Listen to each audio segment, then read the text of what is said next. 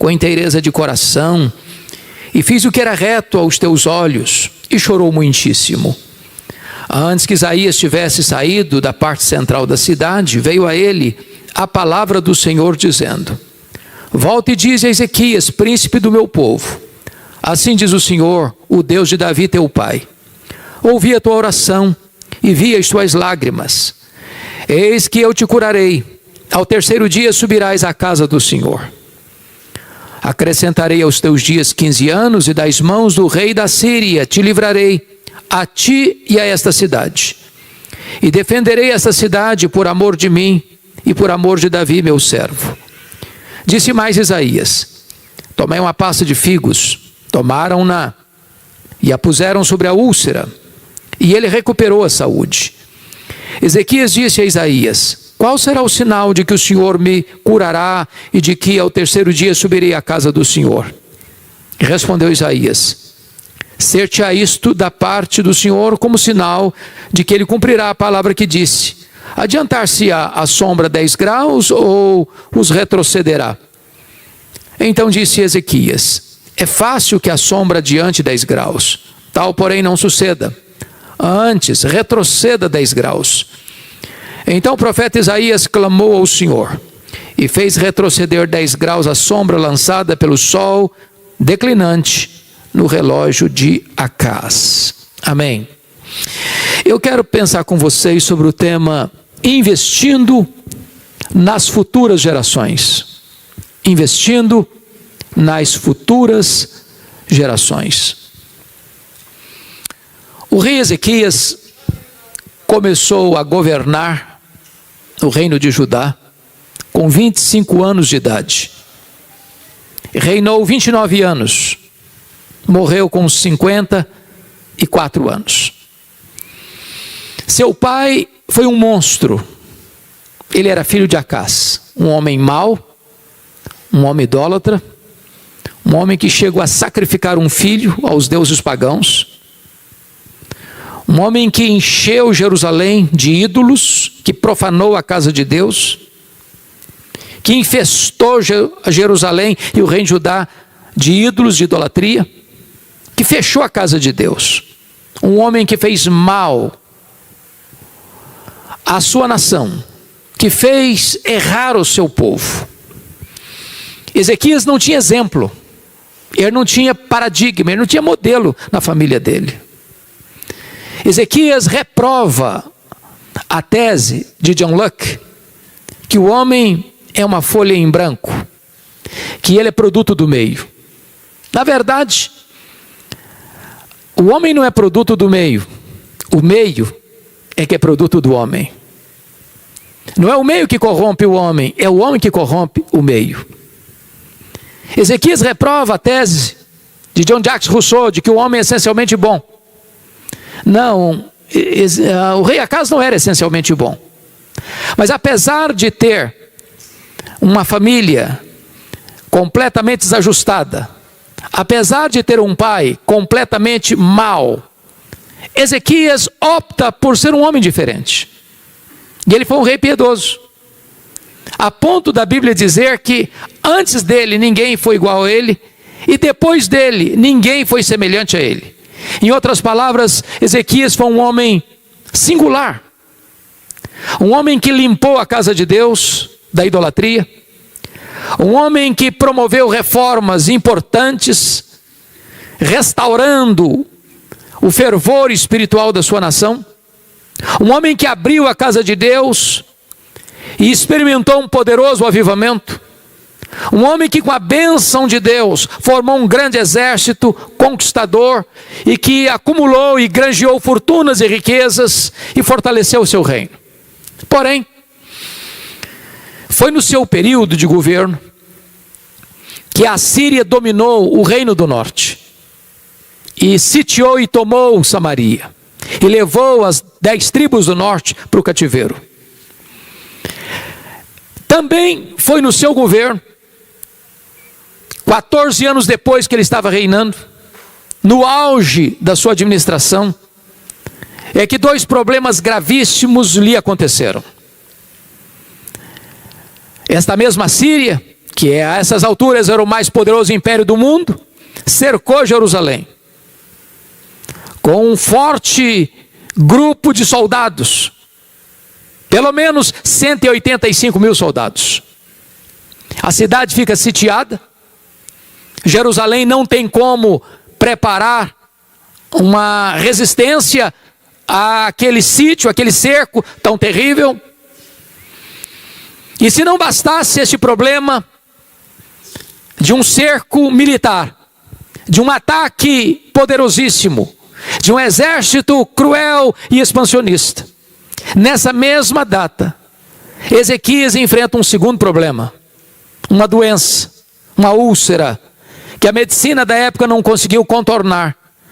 E ele recebe então a visita do profeta Isaías, mandado pelo próprio Deus, com um ultimato para ele. E o ultimato era este: põe em ordem a tua casa, porque morrerás e não viverás. Aquilo não foi um conselho apenas, foi um ultimato. E o rei, com tanto poder, com tantas fortunas, não tem mais nada a não ser uma parede. E para a parede ele se volta e ora fervorosamente e chora copiosamente, e Deus responde rapidamente. O profeta não tinha saído do centro da cidade ainda, quando o próprio Deus o ordena: vai lá, volta ao rei e dize a Ezequias, príncipe do meu povo, eu ouvi a sua oração, eu vi as suas lágrimas, eu te curarei e te darei mais 15 anos, e livrarei Jerusalém do poder da Síria, e no terceiro dia tu subirás à casa de Deus. Pois bem, naquela conjuntura de afronta da Síria, quando o líder dizia para ele: renda-se, porque nenhum Deus pode livrar você da minha mão. O anjo do Senhor, não foi um anjo, o anjo do Senhor.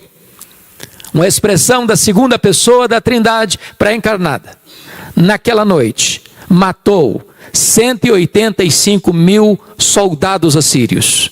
E Deus livrou Jerusalém do poder da Síria. Mas quando o profeta chega para Ezequias, para lhe dar essa informação de 2 milagres que ele contemplaria: a cura da doença e a libertação do ataque assírio, o rei pergunta ao profeta: que sinal eu tenho de que Deus vai me curar, e que no terceiro dia eu subirei à casa de Deus? E o profeta lhe pergunta: o que você quer? Que a sombra do relógio de Acais avance 10 graus ou retroceda 10 graus? O rei pensou: no mundo inteiro, relógio só anda para frente. Você nunca viu o relógio da marcha ré. É fácil avançar. Tal não aconteça. Se é que Deus vai fazer um milagre, eu quero maior, que retroceda 10 graus. E diz a Bíblia que Isaías ora e Deus retrocede 10 graus na sombra do relógio de Acás, para dar evidência ao rei de que Deus falara a verdade, de que promessa de Deus e realidade são a mesma coisa. Um grande milagre, um estupendo milagre, um extraordinário milagre, que reverbera para fora dos horizontes de Israel, que vai chegar lá na longínqua Babilônia, que estava se formando e ensaiando a se tornar o mais poderoso império do mundo. Pois bem, o que aconteceu depois disto? Vejamos. A Bíblia diz que o rei da Babilônia, ao saber deste estupendo milagre,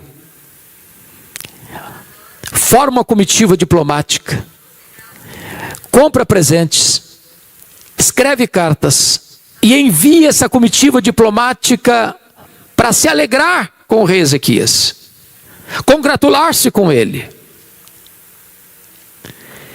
E quando ele recebe essa comitiva, diz a Bíblia, ele abre os seus tesouros ele abre o seu palácio, ele abre o seu arsenal, e ele revela quão poderoso, quão grande, quão magnífico ele era. Quantas riquezas, quanto poder, quanto arsenal bélico, quanta força, quanto esplendor, quanta riqueza. E eu queria que vocês, por favor, conferissem isso comigo, a partir do versículo 12 do texto lido. Nesse tempo, Merodach Baladã, filho de Baladã, rei da Babilônia, enviou cartas e um presente a Ezequias, porque soube que estivera doente. Ezequias se agradou dos mensageiros e lhes mostrou toda a casa de seu tesouro, a prata, o ouro, as especiarias, os óleos finos, o seu arsenal e tudo quanto se achava nos seus tesouros. Nenhuma coisa houve, nem em sua casa, nem em todo o seu domínio, que Ezequias não lhes mostrasse. Mas o relato de Reis não registra um detalhe que está por trás de toda essa demonstração do seu poder e da sua glória. E eu gostaria que vocês fossem comigo para o segundo livro das Crônicas 32, depois retornaremos para esse texto, porque lá tem uma informação muito importante. Segundo livro das Crônicas 32, por gentileza, a partir do verso 24. Naqueles dias, adoeceu Ezequias mortalmente. Então orou o Senhor, que lhe falou e lhe deu um sinal. Mas não correspondeu Ezequias aos benefícios que lhe foram feitos, pois o seu coração se exaltou, pelo que houve ira contra ele e contra Judá e Jerusalém. Irmãos amados, receber um milagre de Deus é um grande privilégio, mas é também uma grande responsabilidade. Porque quando Ezequias recebe aquela comitiva diplomática da Babilônia, e ele abre os seus tesouros, e ele mostra o seu arsenal, e ele mostra o ouro, a prata, a sua grandeza, o seu esplendor, a sua riqueza, diz a Bíblia que ele não deu uma palavra sequer para exaltar a Deus, para glorificar a Deus, para reconhecer que a libertação da Síria e a cura milagrosa viera de Deus. Ele enalteceu a si mesmo, ele não exaltou a Deus. Aquilo foi mal aos olhos do Senhor. Qual é o resultado disso? Eu preciso que você volte comigo, por favor, para o texto original, 2 Reis 20, para entendermos o que aconteceu. Por gentileza, olha aí comigo. Versículo 14 agora. Está escrito o seguinte: Então Isaías, o profeta, veio ao rei Ezequias e lhe disse: Que foi que aqueles homens disseram? E de onde vieram a ti? Respondeu Ezequias: De uma terra longínqua vieram, da Babilônia. Perguntou ele: Que viram em tua casa? Respondeu Ezequias: Viram tudo quanto há em minha casa. Coisa nenhuma há nos meus tesouros que eu não lhes mostrasse. Agora veja a palavra de Isaías para o rei. Então disse Isaías a Ezequias: Ouve a palavra do Senhor. Eis que virão dias em que tudo quanto houver em tua casa, com o que entesouraram teus pais, até o dia de hoje será levado para a Babilônia. Não ficará coisa alguma, disse o Senhor. O que está acontecendo aqui? O profeta Isaías vai dizer para o rei o seguinte: olha, esse reino, diante do qual você abriu sua casa, seus tesouros, mostrou seu arsenal, vai se tornar um grande reino. Amanhã, esse reino virá, diante do qual você se engrandeceu, diante do qual você não deu glória a Deus, diante do qual você não reconheceu que tudo que você recebeu, a libertação do cerco inimigo e a cura da sua doença mortal, veio de Deus ou vieram de Deus, e você não reconheceu isso. Esse reino virá no futuro e vai saquear tudo, e vai espoliar tudo, e vai levar tudo embora, não vai ficar nada. E mais, veja comigo ainda, Verso 18. Dos teus próprios filhos que tu gerares, tomarão para que sejam eunucos no palácio do rei da Babilônia. Segunda coisa, dos filhos que tu gerares, serão levados prisioneiros, cativos. Tem mais. Serão feitos eunucos, em outras palavras, serão castrados. Não poderão gerar. Você quer coisa pior do que isso? Uma invasão militar? Um saque? Uma espoliação? Uma rapinagem?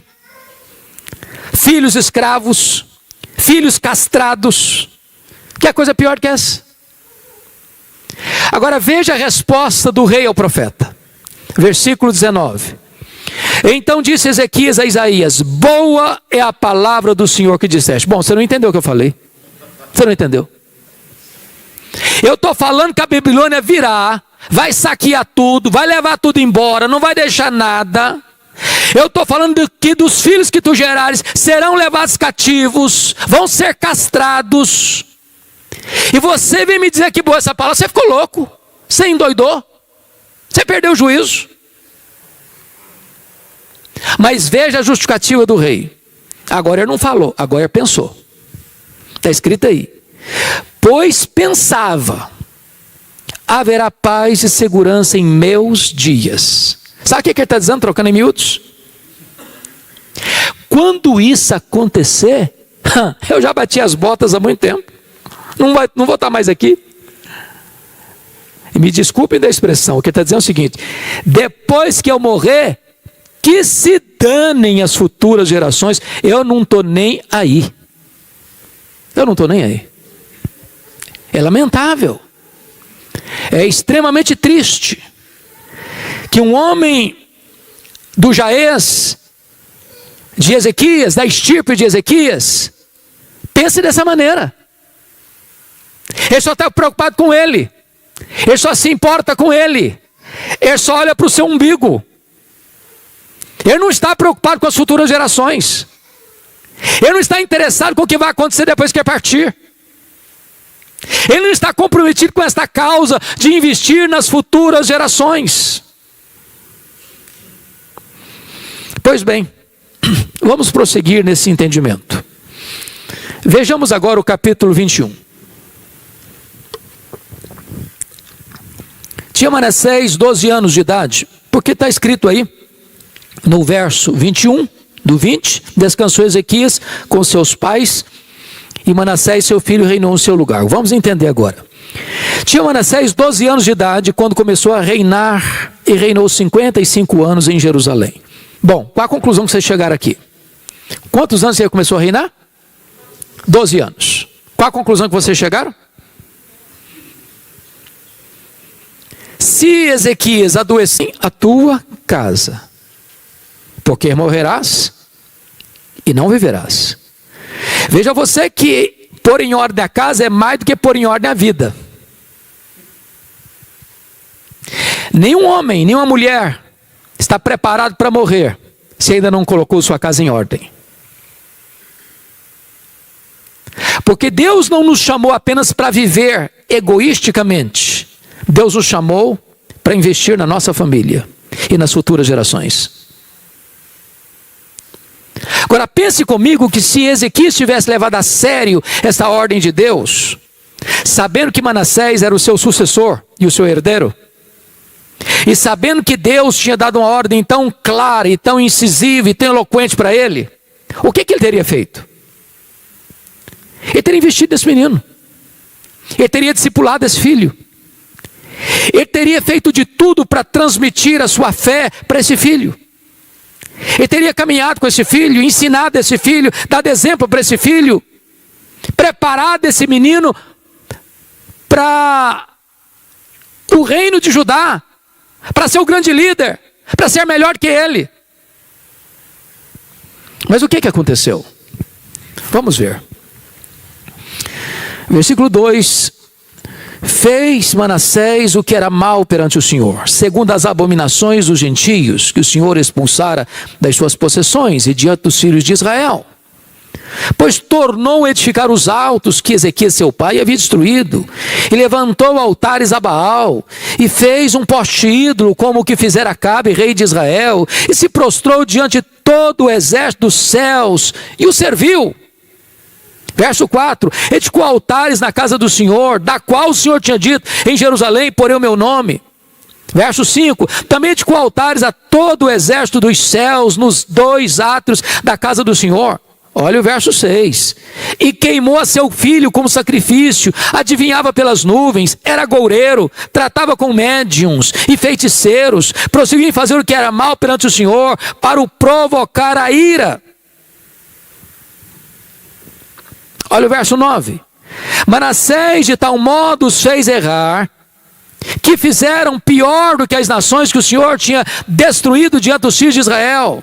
Mas tem mais, olha o verso 16, além disso Manassés derramou muitíssimo sangue inocente, até encher Jerusalém de um a outro extremo, afora seu pecado com que fez pecar a Judá, praticando o que era mal perante o Senhor.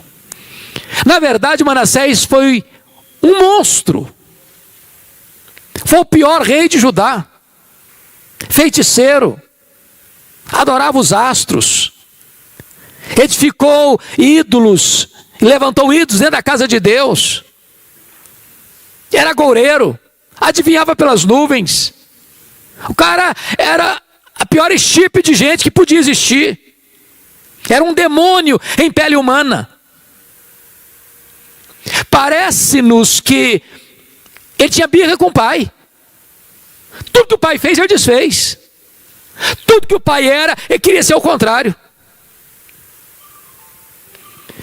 O que está por trás disso aqui? O que está por trás disso aqui, meus irmãos, é que Ezequias, como dissera, pelo menos eu terei paz nos meus dias, aquilo não foi só um pensamento, aquilo foi uma filosofia de vida. De fato, ele não investiu nem no seu filho, quanto mais nas futuras gerações. Talvez para ele significava demais seu filho ser seu herdeiro e ser o próximo rei de Judá. Era tudo para ele: poder, riqueza, fama, glória humana. Mas ele não moveu uma palha para transmitir a fé, para levar aquele menino a uma experiência com Deus, para ensinar aquele menino os preceitos de Deus, para que ele temesse a Deus e pudesse influenciar as futuras gerações. Há um texto na Bíblia que me choca profundamente, eu queria que você lesse comigo, porque esta profecia de Isaías se cumpriu. Essa Babilônia se tornou um grande império, prevaleceu sobre o Império Assírio, dominou o mundo. E houve um dia em que esse império, chamado Império Babilônico, foi para Jerusalém, cercou Jerusalém, e invadiu Jerusalém, e destruiu Jerusalém, e queimou o templo que Salomão construiu, e passou o fio da espada, homens, mulheres, pisando crianças, forçando jovens. E Jeremias, que foi testemunho ocular dessa tragédia, chegou a dizer que mais felizes foram os que morreram à espada do que os que morreram de fome dentro dos muros de Jerusalém. Agora vejam comigo o relato que Jeremias vai fazer dessa invasão da Babilônia em Jerusalém, em cumprimento à profecia de Isaías ao rei Ezequias. Abra aí comigo Jeremias capítulo 15. Jeremias 15, versos de 1 a 4.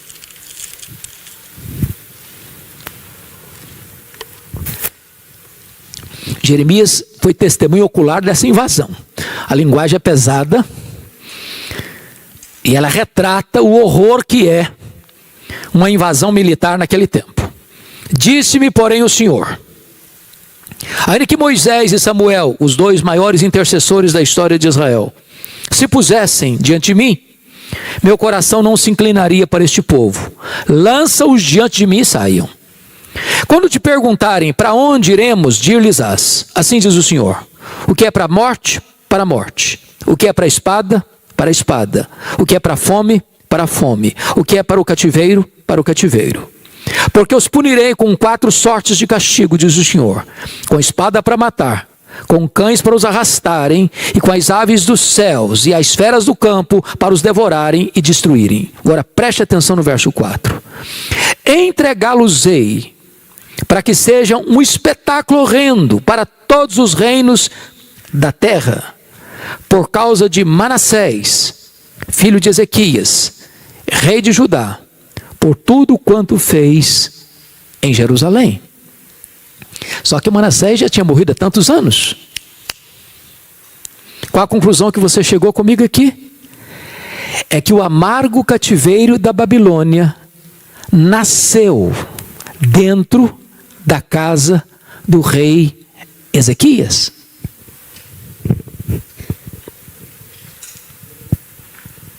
Porque Ezequias não levou a sério uma ordem de Deus: ponha em ordem a tua casa. Um monstro o sucede no trono, seu filho, seu herdeiro. E esse monstro chamado Manassés foi tão cruel, foi tão mau, foi tão perverso, foi tão idólatra, que o cativeiro babilônico ou a destruição de Jerusalém vem como consequência de seus pecados. Irmãos amados, nós não somos neutros. Nós estamos hoje fazendo uma semeadura para o futuro. Nós precisamos desesperadamente investir nos nossos filhos, nos nossos netos e nas futuras gerações. Não basta você ser uma pessoa piedosa, você precisa passar o bastão da fé para os seus filhos, para os seus netos, para as futuras gerações. Amém. Quando eu olho para a Bíblia, eu vejo, por exemplo, que Davi tentou salvar o mundo e perdeu a sua família. Eu vejo Noé perdendo o mundo, mas salvando a sua família. Alguém já disse que Noé foi o maior evangelista de todos os tempos. Ele levou toda a sua família para a arca. Talvez nós pudéssemos ser instrumentos nas mãos de Deus para salvar o mundo através da nossa família. Quando eu olho para a Bíblia, eu vejo que para algumas pessoas, ou para todos nós, Deus tem um plano bem específico. Por exemplo, qual era o grande projeto de Deus na vida de Moisés? Tirar o povo da escravidão do Egito. Qual era o grande propósito de Deus na vida de Josué? Era introduzir o povo na terra prometida. Qual era o grande propósito de Deus na vida de Davi? Era unificar um reino. Qual era o grande propósito de Deus na vida de Salomão? Era construir o templo para adoração a Deus. Qual era o grande propósito de Deus na vida de Neemias? Era reconstruir a cidade de Jerusalém. Qual era o grande propósito de Deus na vida de João Batista? Era preparar o caminho do Senhor para que ele se manifestasse. Qual era o grande propósito de Deus na vida de Pedro? É que ele abrisse a porta do evangelho para judeus e gentios. Qual era o grande propósito de Deus na vida de Paulo? É que ele levasse o evangelho para longe, para os gentios, para as mais longínquas províncias do Império Romano. Talvez você pergunte, mas qual o propósito de Deus para aquele que nós chamamos de o pai dos crentes? O pai da fé? Abraão. Eu queria que você lesse isso comigo. Olha lá comigo em Gênesis, por favor. Capítulo 18. Isso é magnífico. Gênesis capítulo 18. Versos 18 e 19.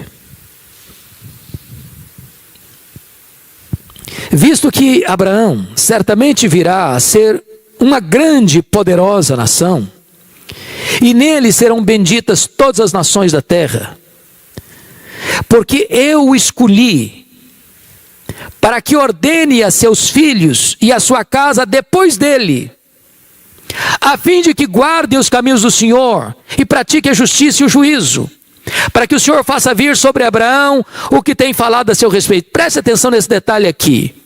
Eu o escolhi para quê? O propósito. Para quê? Para que o quê? Para que ordene a seus filhos e a sua casa depois dele. Com que finalidade? A fim de que guarde o caminho do Senhor e pratique a justiça e o juízo. Em outras palavras, Deus escolheu Abraão para isso. Para que ele influenciasse os seus filhos, a sua descendência, as futuras gerações. Mas pense comigo só uma coisa aqui. Quando Isaac, o filho da promessa, nasceu, quantos anos tinha Abraão? Quantos? 100 anos. Com que idade Isaac casou? 40 anos. Então quantos anos tem Abraão? 140. A mulher do Isaac, a Rebeca, era estéril. Quantos anos ele orou por ela para que ela fosse curada e concebesse? Quantos? 20 anos. Então, quando o Isaac e a Rebeca receberam 2 bebês em casa, o Esaú e o Jacó, quantos anos tinha Isaac? 60 anos. Quantos anos tem Abraão? 160 anos. Com que idade Abraão morreu? 175. Então, quantos anos Abraão teve para conviver com os netos? 15 anos. Só 15 anos. Como é que você entende isso? Que Deus o escolheu com um propósito de ensinar os seus filhos, a sua descendência, a pôr em Deus a sua confiança e a obedecer os preceitos de Deus. Como assim? Se ele só pôde conviver com os netos 15 anos, os netos bebês e ele já no auge da sua velhice.